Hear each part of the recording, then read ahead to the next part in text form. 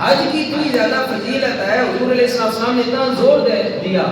صحیح ستہ کے اندر یہ حدیث پاک موجود ہے. نبی کریم علیہ السلام نے فرمایا کہ جس کو اللہ تعالیٰ نے حج کرنے کی جرأت عطا فرمائی، طاقت عطا فرمائی، استطاعت عطا فرمائی، اس کے باوجود وہ بندہ حج نہیں کرتا، تو حضور علیہ السلام نے فرمایا ایسا بندہ نصرانی ہو کر مرے، یہودی ہو کر مرے یا عیسائی ہو کر مرے، مجھ محمد مصطفیٰ علیہ السلام کو اس کی کوئی پرواہ نہیں.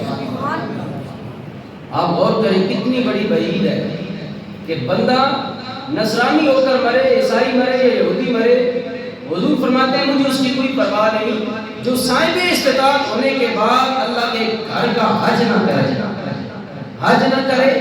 اب لوگ جناب والا ہمارے پاس پیسہ آتا ہے، ہم کہتے ہیں ایک پلاٹ اور خرید لیں تھوڑا زیادہ فائدہ ہو جائے، ایک کاروبار بڑھا لیں، ایک دکان اور بنا لیں، جناب والا پیسہ آ گیا ہے. جس شعبے کا بندہ ایک ڈاکٹر ہے وہ کہتا ہے ایک کلینک اور بنا لوں، جناب والا زیادہ پیسہ ہو جائے گا. کوئی بندہ ہے وہ کہتا ہے پیسہ آ گیا ایک گھر اور بنا لوں، وہ کرائے پہ لگا لوں، میری گھر بہترین بچوں کا گزارا ہوگا. کبھی ہم نے یہ سوچنا چھوڑ دیا بھائی ہم پر اتنے پیسوں سے حج لازم ہو رہا ہے اور حج ادا کرنا ہم پر لازم ہو چکا ہے، اور ہم پلاٹوں اور گھروں اور دکانوں کے اور کاروبار کے چکر میں پڑ رہے ہیں، کتنے بڑے گناہگار ہو رہے ہیں.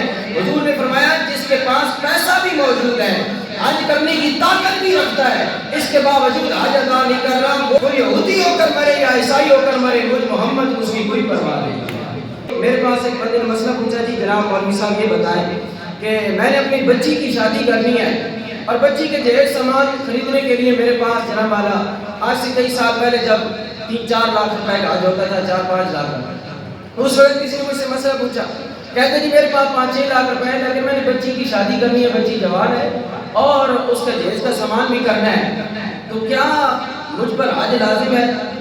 تو اس نے جو سوال کیا تھا وہ اس رمضان کے بعد والے مہینے شوال میں سوال کیا تھا. میں نے کہا جی جناب عالی آج کے دنوں میں اگر آپ کے پاس پیسہ موجود ہے اور آپ بچی کا فرض ادا کرنے کے لیے حج نہیں کر رہے تو آپ گناہگار ہیں، آپ گناہ کر رہے ہیں، کیونکہ اللہ کا فرض پہلے، بچی کا فرض بعد میں ہے. پہلے تجھ پر حج فرض ہو رہا ہے تو وہ ادا کر، کیونکہ اللہ تعالیٰ نے فرمایا جو استطاعت رکھتا ہے وہ بندہ میرے گھر کا حج کرے. میں نے کہا تجھے پتہ ہے کہ تو بچی کی شادی کر سکے گا یا نہیں کر سکے گا؟ میں نے اس سے کہا، میں نے کہا تجھے سوچے گا کہ مولوی صاحب بڑا سخت مسئلہ بتا رہے ہیں. میں نے کہا مجھے بتا کل تو بیمار ہو جائے، تجھے کوئی ایسی بیماری لگ جائے، ٹی بی لگ جائے، کینسر لگ جائے، شوگر لگ جائے یا کوئی اور ایسی بیماری لگ جائے، اس بیماری کے لیے ڈاکٹر تجھے کہیں بھائی تیرا 5 لاکھ روپے لگے گا، تیرا کوئی آپریشن نکل آئے، تیری کوئی جسمانی بیماری لگ جائے تو تو اپنی بیماری کو دور کرنے کے لیے، اپنے جسم کو شفا دینے کے لیے یہ پیسہ لگا دے گا کہ نہیں لگا دے گا؟ اللہ کہتا جی ہاں جی جان بچانا فرض ہے. میں نے کہا جان بچانا جس طرح فرض ہے اسی طرح حج ادا کرنا بھی فرض ہے. اس وقت تیری بچی کا فرض کدھر چلا جائے گا، اس وقت جہیز کے سامان کدھر چلا جائے گا جب تیری اپنے اوپر بنے تو وہی پیسہ لگانے کے لیے ڈاکٹروں کو دینے کے لیے تیار ہے. لیکن حج اللہ تعالیٰ نے تجھ پر فرض قرار دے دیا اور تو استطاعت رکھنے کے باوجود حج نہیں ادا کر رہا تو پھر تو گناہگار ہو رہا ہے. پہلے تو اللہ کا فرض ادا کر، تو پھر اس کے بعد جناب والا دیگر فرائض ادا کر. سامعین محترم، میں نے کہا تو اگر فوتگی سے اس بچی کی شادی سے پہلے فوت ہو جائے تو پھر کیا ہوگا؟ اللہ کو یہ جواب دے گا کہ میں نے بچی کا فرض ادا کرنا تھا اس لیے میں نے حج نہیں کیا.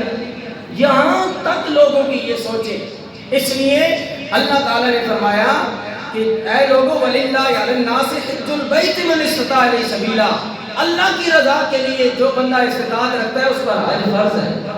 ہمارے پاس جب پیسہ ہوتا ہے اس وقت حج کرتے نہیں، اور جب پیسہ نہیں رہتا کہتے ہیں اللہ پاک توفیق دے گا میں نہیں حج کرنا.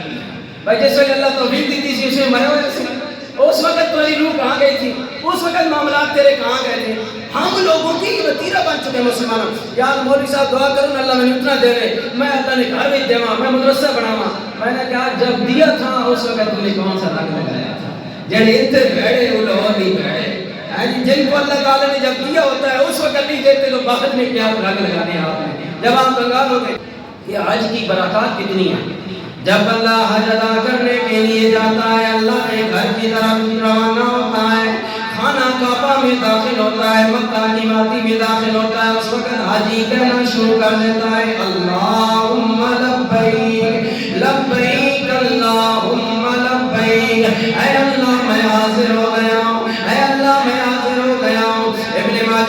کی حدیث پاک ہے، ابن سنن ترمذی شریف کے اندر بھی موجود ہے۔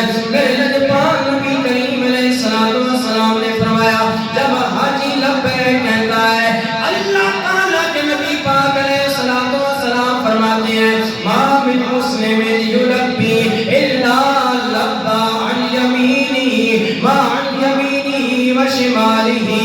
اے لوگوں، جب میرے لجپال نبی کریم علیہ السلام فرماتے ہیں بندہ حج کے لیے جاتا ہے اور اس وقت جب لبیک کہتا ہے اللہ تعالیٰ کی بارگاہ میں لبیک اللہم لبیک کہتا ہے، اس وقت اس کی لبیک کے ساتھ حجر و شجر بھی، پتھر بھی لبیک کہتے ہیں، درخت بھی لبیک کہتے ہیں، دائیں جانے والی مخلوق بھی لبیک کہتی ہے، بائیں جانے والی مخلوق بھی لبیک کہتی ہے، حتیٰ کہ مٹی کے ڈھیلوں سے بھی لبیک کی آواز آتی ہے۔ اللہ تعالیٰ نے حاجی کی لبیک میں اتنی برکت عطا فرمائی ہے کہ الحاجی لبیک خانہ کعبہ کی دھرتی پر کہتا ہے، میرے نبی فرماتے ہیں حتیٰ تنقض الارض من ہاہنا و ہاہنا، جہاں تک کہ پوری زمین کی مخلوق، پوری زمین کے درخت اور پتھر بھی حاجی کی لبیک کے ساتھ لبیک کہتے ہیں۔ حاجی کی لبیک کے ساتھ پوری دنیا کی مخلوق، درخت بھی لبیک کہتے ہیں، پتھر بھی لبیک کہتے ہیں اور مٹی کے ڈھیلے بھی لبیک کہتے ہیں۔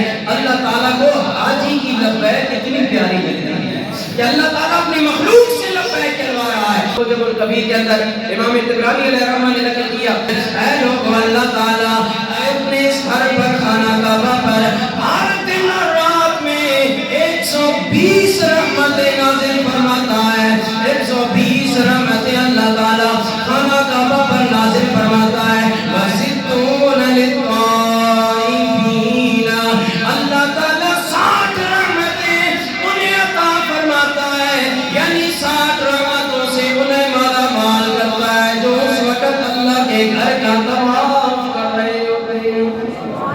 120 رحمتوں میں سے اللہ 60 رحمتیں انہیں عطا فرماتا ہے جو اللہ کے گھر کا طواف کرتے ہیں۔ وَأَرْبَعُونَ لِلْمُصَلِّينَ، اے لوگوں، اور اللہ تعالیٰ 40 رحمتیں ان لوگوں کو عطا فرماتا ہے جو خانہ کعبہ کے اندر نماز ادا کرتے ہیں، جو نماز ادا کرتے ہیں، نفل نماز ہو یا فرض ہو، اللہ تعالیٰ 40 رحمتوں سے انہیں مالا مال فرماتا ہے۔ اور لوگوں وَعِشْرُونَ لِلنَّاظِرِينَ، اے لوگوں، جو بندہ خانہ کعبہ کی دھرتی پر بیٹھ کر خانہ کعبہ کی زیارت کرتا رہتا ہے، اللہ تعالیٰ 20 رحمتیں اس بندے کو عطا فرماتا ہے۔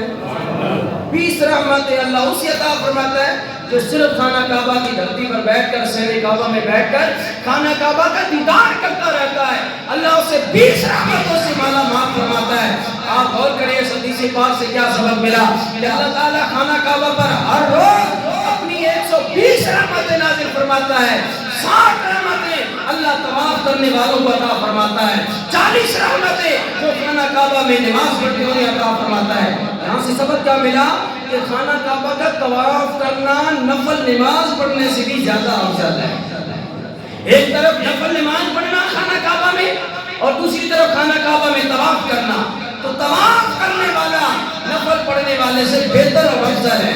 خانہ کعبہ کا طواف کرنا اتنی بڑی عبادت ہے کہ اللہ اسے 60 رحمتیں عطا فرما رہا ہے، اور جو نماز خانہ کعبہ میں پڑھ رہا ہے اسے 40 رحمتیں عطا فرما رہا ہے۔ 40 زیادہ ہے یا 60 زیادہ ہے؟ پتہ چلا طواف کرنا بہت بڑی عبادت ہے۔ حضور نے فرمایا تھا اپنی زندگی میں کہ اے لوگوں، جو بندہ خانہ کعبہ کی زیارت کے لیے آئے، حج کے لیے آئے، عمرہ کے لیے آئے، اور پھر میرے پاس مدینہ میں نہ آئے، میری قبر میں پر نہ آئے، میری وفات کے بعد، میرے وصال کے بعد، تو فرمایا سن لو فقط جفانی، اس نے مجھ رسول کے ساتھ بے وفائی کی ہے کہ خانہ کعبہ میں نہ آیا ہے، مدینہ میں نہیں آیا۔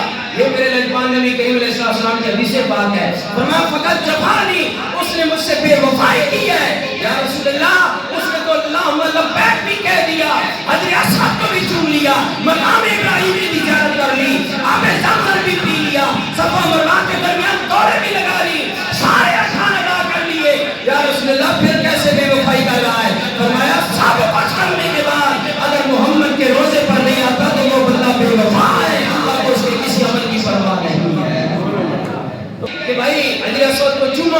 جو بندہ چوم نہیں سکتا وہ دور سے جناب والا ہاتھ کرے، استلام اس کو کہتے ہیں، استلام کرے، ہاتھ کا اشارہ کرے اور اپنے ہاتھ میں چوم لے، قیامت والے دن اس کو حجر اسود چومنے کا ثواب عطا۔